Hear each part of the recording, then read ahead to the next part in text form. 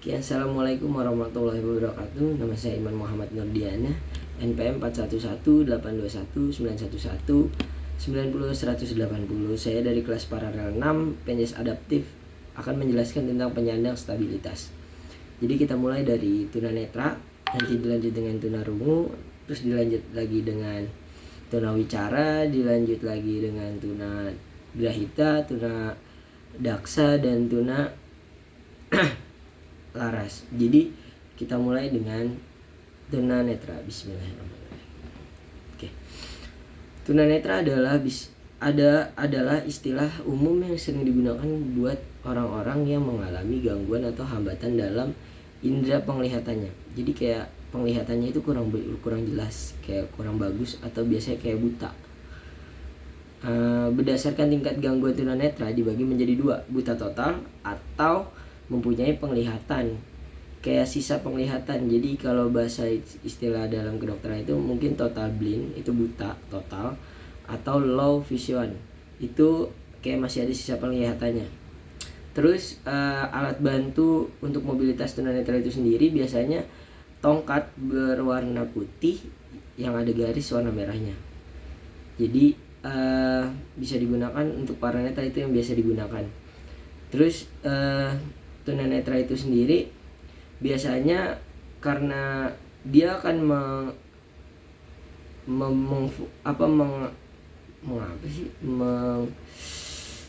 mengasah fungsi indera-indera lainnya seperti perabaan, penciuman, dan pendengaran yang mereka miliki akan diasah menjadi lebih diunggulkan untuk dirinya sendiri, seperti di bidang musik dan ilmu pengetahuan. Lanjut penyebab tunanetra itu biasanya bisa dihubungkan dengan masalah keturunan atau pertumbuhan seorang anak dalam kandungan. Jadi kayak misalkan asupan gizinya ketika hamil, ibunya asupan gizinya kurang bagus atau nutrisinya kurang bagus, jadi ada yang berkurang. Terus bisa juga penyebabnya karena terjadinya sejak atau setelah bayi lahir. Kerusakannya pada mata atau syaraf pada waktu persalinan hamil. Misalkan ibunya menderita penyakit gonorrhoea atau penyakit mata lainnya seperti trachoma, dan atau penyebabnya terjadinya kecelakaan, itu juga bisa terjadi. Terus cara mengajarnya kan karena dia nggak bisa ngelihat, cuman bisa karena dia juga masih bisa mendengar. Biasanya bisa dengan sistem tanya jawab atau dengan sistem diskusi, itu bisa. Terus cabang olahraganya yang sering saya lihat kalau untuk tunanetra itu goalball. Goalball itu yang mata, jadi kayak kan dia buta, terus dia kayak bermain bola atau futsal, cuman bisa menggunakan dua tangan dan dua kaki. Itu berfungsi aktif, maksudnya diperbolehkan dalam peraturan, dan itu mengikuti kemana suara bola itu berbunyi. Jadi bolanya itu kayak ada ring, jadi bunyi kalau bergerak tuh bunyi gitu. Terus kita lanjut ke tunarungu.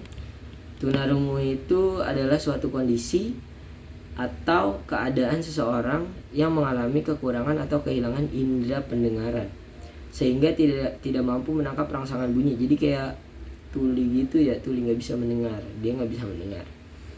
Terus penyebab itu sendiri, ketunarunguan dapat terjadi sebelum lahir, kayak masih di dalam kandungan yang tadi saya bilang, kayak kurang nutrisi saat hamil, ibunya kurang makan makanan yang bergizi atau dan macam-macamnya. Jadi terus juga bisa ketika lahir dan sesudah lahir, jadi kayak yang sama lah kayak tunarungu juga, kayak tunanetra juga. Terus cara mengajarnya bisa pakai bahasa isyarat, karena dia tidak bisa mendengar, dia bisa menggunakan bahasa isyarat. Isyarat kayak bahasa isyarat kan dia nggak bisa mendengar nih, kayak pakai tangan gitu, tangan tapi mulutnya berbicara saat itu, kayak contohnya ya barusan seperti itu. Terus cabang olahraganya kayak memanah sih ya, lebih ke memanah. Kalau memanah kan jadi kan fokus, gak dengar suara orang kasih komentar atau apa, dengan suara angin, jadi fokus cuma ngeliat ngebidik terus dilepas pas itu. Terus kita lanjut ke Bisu atau tunawicara. Oke, bisu atau tunawicara disebut pula dengan tunawicara dan gangguan bicara adalah ketidakmampuan seseorang untuk berbicara. Bisu disebabkan oleh gangguan pada organ-organ seperti tenggorokan pita suara, paru-paru, mulut, lidah, dan sebagainya. Yang pernah saya lihat teman saya sendiri tuh kayak lidahnya kayak lebih pendek gitu, jadi kayak dia susah untuk berbicara. Lanjut. Dan bisa juga terjadi disebabkan biasanya disebabkan oleh faktor genetika atau keturunan, perkawinan juga bisa. Kayak perkawinan antar kerabat yang terlalu dekat seperti antar sepupu kandung mungkin, sehingga terjadi mutasi gen yang tidak wajar. Itu yang sering terjadi tuh, makanya nggak boleh tuh kalau dalam Islam kan menikah yang sedarah gitu, kayak masih ada hubungan saudara itu nggak boleh. Ini yang terjadi kayak gini nih, tunawicara.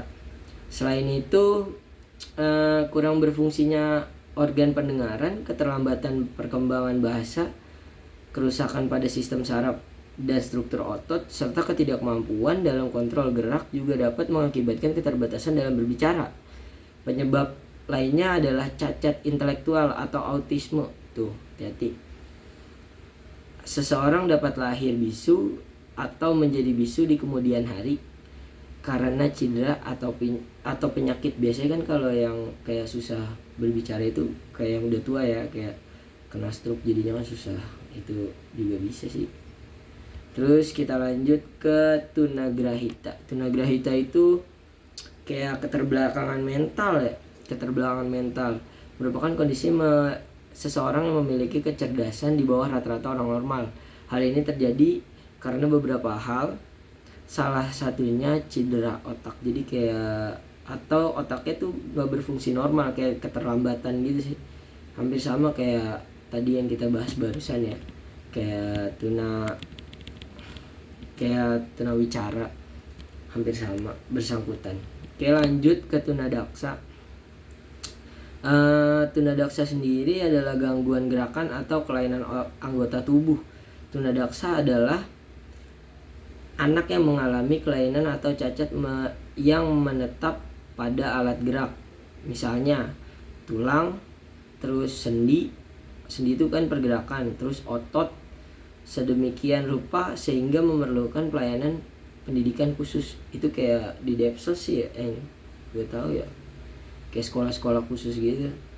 Terus ada beberapa penyebabnya, kayak sebelum kelahiran, sama juga kayak pas makan mungkin gizi pas buat ibunya itu kayak kurang. Jadi makanya kalau buat ibu hamil harus hati-hati, harus makan gizi yang banyak, kayak makan makanan yang sehat biar bayinya terlahir normal dan nggak ada kekurangan sedikit pun gitu.